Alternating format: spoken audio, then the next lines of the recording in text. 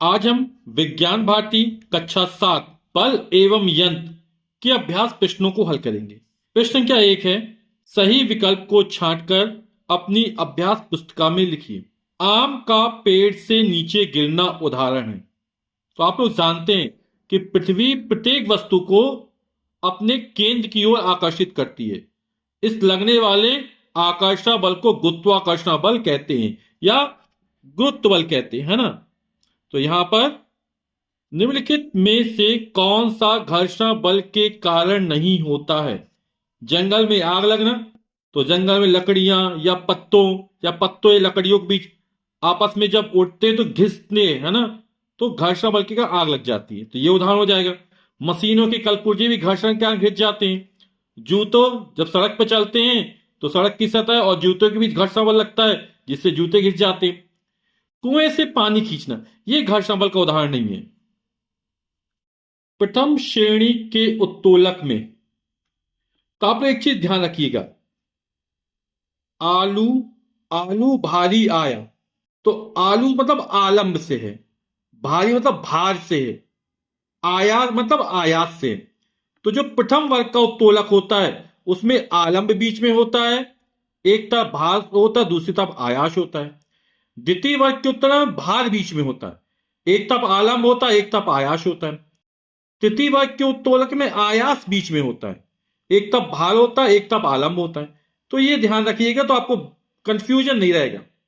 ठीक, तो प्रथम श्रेणी के उत्तोलक में आयास और भार के मध्य आलंब होता है, बिल्कुल सही है। आलंब बीच में होता है, एक तरफ आयास होता है, एक तरफ भार होता है। तो आ वाला ऑप्शन सही हो जाएगा। सरल मशीनें होती हैं 3 प्रकार की, 4 प्रकार की, 5 प्रकार की, 2 प्रकार की। तो जो सरल मशीनें होती है वो 5 प्रकार की होती है। कौन कौन सी होती है? उत्तोलक, पेंच, झुकातल, घिरनी, पहिया और धुरी। नेक्स्ट, घर्षण बल निर्भर करता है सतह की प्रकृति पर, बिल्कुल निर्भर करता है। क्षेत्रफल पर भी निर्भर करता है। आयतन पर, अविलंब बल पर निर्भर करता है ना। तो वस्तु का आयतन बढ़ेगा तो वस्तु का भार बढ़ जाएगा, है ना। यानी कि उपर्युक्त सभी पर निर्भर करता है। प्रश्न संख्या 2 है, रिक्त स्थानों की पूर्ति कीजिए। पृथ्वी द्वारा किसी वस्तु पर लगाए गए बल को बल कहते हैं। तो जो लगाए गए बल को गुरुत्व बल कहते हैं। कौन सा बल कहते हैं? गुरुत्व बल। संपर्क सतहों तलों के बीच लगने वाला बल बल है। तो ये जो बल है वो घर्षण बल है।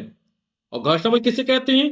किन्हीं दो सतह के संपर्क तलों के बीच सापेक्ष गति का विरोध करने वाले बल को घर्षण बल कहते हैं। तो यहां पे आ जाए घर्षण बल। लोहे की कीलें बल के कारण चुंबक पर चिपकती हैं। तो आप लोग समझ गए कौन सा बल हो जाएगा? चुंबकीय बल हो जाएगा।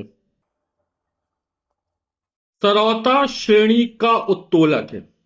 तो सरौता में जो सुपारी रखते काटने, वो बीच में रखी जाती है। अभी चर्चा की थी, आलू भारी आया, भार बीच में आया, है ना। तो जिसमें भार बीच में आता है वो द्वितीय श्रेणी का उत्तोलक होता है ना। तो जिसमें भार बीच में आया द्वितीय श्रेणी का उत्तोलक है। तो द्वितीय श्रेणी के उत्तोलक में एक तरफ आलंब होता है, एक तरफ आयास होता है, बीच में भार होता है। तो सरौता द्वितीय श्रेणी का उत्तोलक है। घिरनी बल की में परिवर्तन कर देती है।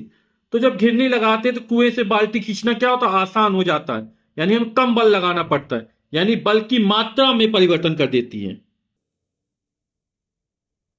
प्रश्न संख्या 3 है, स्तंभ का में दिए गए शब्दों का मिलान स्तंभ खा के शब्दों से करके अपनी अभ्यास पुस्तिका में लिखिए। तो प्लायर्स, है ना, जिसको प्लास बोलते हैं, है ना, साधारण भाषा में। तो प्लास में क्या होता है? बीच में आलंब होता है।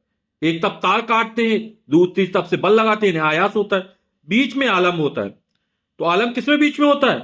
आप लोग समझ गए ना, प्रथम वर्ग के उत्तोलक में या प्रथम श्रेणी के उत्तोलक में। तो यहां पर प्लायर्स जो हो जाएगा वो प्रथम श्रेणी का उदाहरण हो जाएगा। फिर झाड़ू, झाड़ू हम बीच से पकड़ते हैं ना, उसको किनारे से तो पकड़ते नहीं।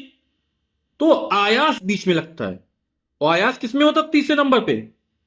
आलू भारी आयास है ना, तीसरे नंबर पर, यानी तृतीय श्रेणी का उत्तोलक हो जाएगा। पहिए वाली ट्रॉली, जो पहिए वाली ट्रॉली होती है पहिए वाली, उसमें भार बीच में होता है, और भार किसमें बीच में होता है? द्वितीय श्रेणी के उत्तोलक में भार बीच में होता है। घिरनी, अभी चर्चा की थी कि जो सरल मशीनें होती है वो 5 प्रकार की होती हैं: उत्तोलक, पेंच, झुकातल, घिरनी, पहिया और धुरी। तो घिरनी क्या है? सरल मशीन है। प्रश्न के 4 है, निम्नलिखित प्रश्नों के उत्तर लिखिए। प्रश्न है, बल कितने प्रकार के होते हैं? प्रत्येक का एक एक उदाहरण दीजिए। तो उत्तर हो जाएगा, बल 2 प्रकार के होते हैं। पहला बल संपर्क बल। संपर्क बल मतलब जब बल लगाने वाली वस्तु तथा जिस वस्तु पर बल लगाया जा रहा है ना, दोनों एक दूसरे के संपर्क में, टच में हो, है ना, स्पर्श करे, तब वो बल कहलाता है संपर्क बल। तो जो पेशी बल होते हैं या घर्षण बल होते हैं वो संपर्क बल के उदाहरण होते हैं। तो संपर्क बल का एक उदाहरण लिखना है तो पेशी बल हो जाएगा। असंपर्क बल, जिस वस्तु पर बल लगाया जा रहा हो, जब वस्तु बल लगाने वाली वस्तु के संपर्क में ना हो, है ना, तो ऐसे बल को असंपर्क बल कहते हैं। तो असंपर्क बल का एक उदाहरण हो जाए गुरुत्वीय बल, और इसके अन्य उदाहरण क्या हो जाएंगे? चुंबकीय बल भी है, वैद्युत बल भी है ना। ठीक। अगला प्रश्न है, दैनिक जीवन में घर्षण बल का क्या महत्व है? तो आपकी किताब में बहुत सारे दिए गए हैं, मैंने उसमें से कोई 3 लिख दिए। पहला है, घर्षण बल के कारण ही लोगों का चलना, दौड़ना, बैठना आदि क्रियाएं संभव होती हैं। पेंसिल तथा कागज के बीच घर्षण बल के कारण ही लिखना संभव हो पाता है। माचिस की तीली को जब माचिस की सतह पर रगड़ा जाता है तो घर्षण बल के कारण ही वह जलती है। अगला प्रश्न है, सरल मशीन किसे कहते हैं?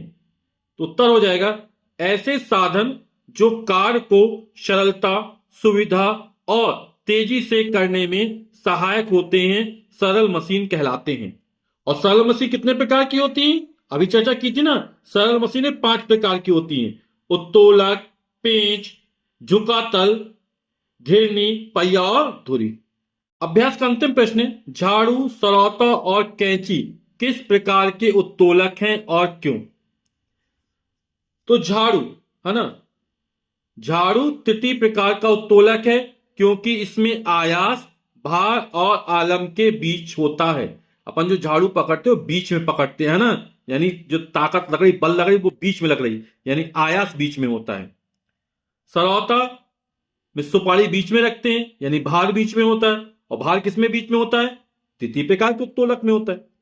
तो सरौता तृतीय प्रकार का उत्तोलक है क्योंकि इसमें भार, आलम तथा आयास के मध्य होता है।